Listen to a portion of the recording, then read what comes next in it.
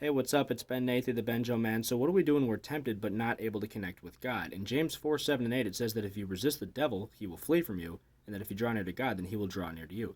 But here's the really cool thing about that verse. Notice the wording: the devil flees and God draws near, which implies that the devil is currently near in order for him to have to flee, and that God is currently not near for him to have to draw near.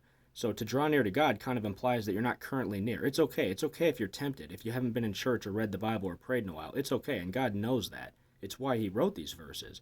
At the beginning of Matthew chapter 4, it says that Jesus was led by the Holy Spirit into the wilderness and tempted there by the devil. So God literally set it up. God doesn't tempt us, but he allows us to be tempted. It's the same thing with evil and sin and death. He doesn't cause it, but he does allow it. The next few verses in Matthew 4 kind of shows that God doesn't magically make the devil go away. Jesus does face Satan, and connecting with God didn't get any easier. He doesn't pray like a magical prayer that makes everything go away.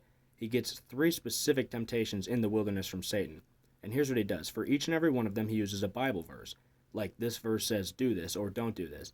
And so this temptation to do or not do a certain thing goes against what the verse says, and he used the verse to say, this isn't right. I'm not giving into this temptation. Like this verse says to flee from sexual immorality.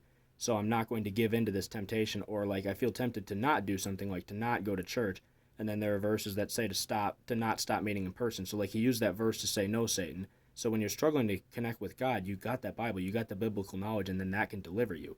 He used the Bible to resist Satan, just like it says in James 4 7 and 8 that if you resist the devil, he's going to flee from you. Draw near to God, and he will draw near to you. So what happens after Jesus resists Satan? Well, in Matthew 4:11, it says that then the devil left him, and the angels came and attended him.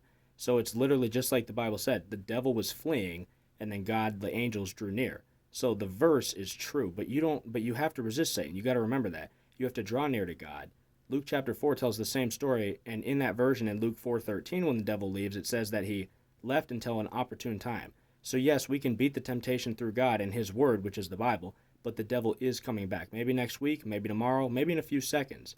Maybe it's like that. You never really know. All sorts of temptations. Here's what we do know, though. Here's what we do have to do. We have to be prepared. Jesus knew those Bible verses, and he used them to resist Satan and draw near to God. So know those Bible verses. Read them and live them out. Resist the devil, and he will flee from you. Draw near to God, and he will draw near to you. God bless you.